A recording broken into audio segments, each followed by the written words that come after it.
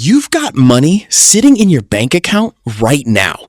Maybe it's your emergency fund. Maybe it's savings you've been building for months. And every time you log in and see that number, you feel okay, safe even. Here's the thing. That feeling is lying to you. My name is Rumi, and I spend way too much time thinking about financial matters. If you're someone who faces challenges with money and inflation, make sure to hit the subscribe button and give this video a thumbs up if this helps you out. Because today, we're talking about something most people completely ignore, and it's quietly draining thousands of dollars from ordinary savers every single year. Look, let's do some math, and I promise this won't hurt. Say you have $20,000 in a standard savings account. Your bank is paying you, generously they think, 0.5% interest. That's $100 in interest after a full year. Cool, right? Not really, because inflation in 2025 ran at roughly 3.2%, according to the Bureau of Labor Statistics. That means your $20,000 needed to grow to about $20,640 just to stay even. Instead, it grew to $20,100. You didn't save money. You lost $540 in purchasing power while doing nothing wrong, while being responsible. That's the cruelest part of this. Here's what most people don't realize. Our brains are terrible at processing invisible losses. If someone pickpocketed $540 from you, you'd be furious. You'd file a police report. But inflation steals the same amount, and we shrug because the number in our account didn't go down. Psychologists call this money illusion. We fixate on the nominal number, $20,100, and feel fine. We completely ignore real purchasing power. Banks know this.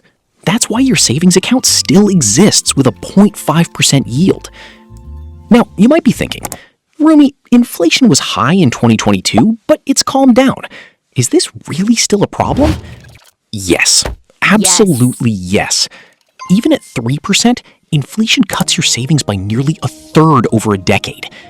This isn't a crisis, it's a slow leak, and slow leaks sink ships. This is where it gets really interesting. High-yield savings accounts in 2026 are currently offering between 4.5% and 5.1% APY. I'm talking FDIC-insured accounts. Same protection as your regular bank, zero extra risk. Institutions like Marcus by Goldman Sachs, Ally, and SoFi have been consistently competitive here. Let's rerun that math. Same $20,000, same 3.2% inflation, but now you're earning 4.8% instead of 0.5%. That's $960 in interest. You needed $640 to break even with inflation. You're now ahead by $320. Same money, different account. You just flipped the outcome entirely. But, and this is important, don't stop there. For money you genuinely won't touch for 6 to 12 months, Treasury bills are worth your attention. Right now, 6-month T-bills are yielding around 5.2% annualized, and they're backed by the US government.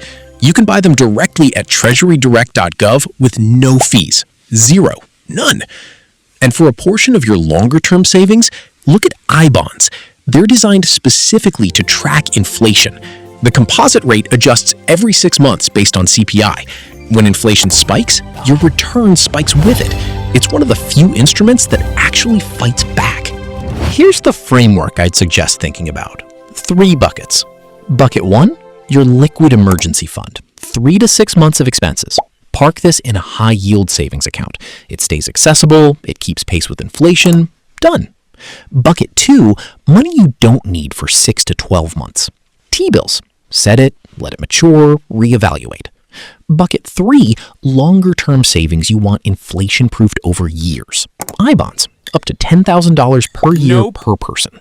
That's it. No crypto, no complicated derivatives, just using instruments that already exist and are widely available, that most people simply don't bother with. The hardest part isn't finding these accounts. It's the friction of switching. Opening a new account feels like effort. Moving money feels risky. Familiar feels safe. But remember, familiar is costing you hundreds, potentially thousands every year. The discomfort of switching takes about 20 minutes. The cost of not switching compounds for decades. Look, protecting your cash from inflation isn't about being a financial genius. It's about refusing to let inertia make your decisions for you. The tools exist. The accounts are open. The math is clear. Your money is working right now. The question is whether it's working for you or against you. Pick one step from today's video. Just one. Open that high-yield account. Buy your first T-bill.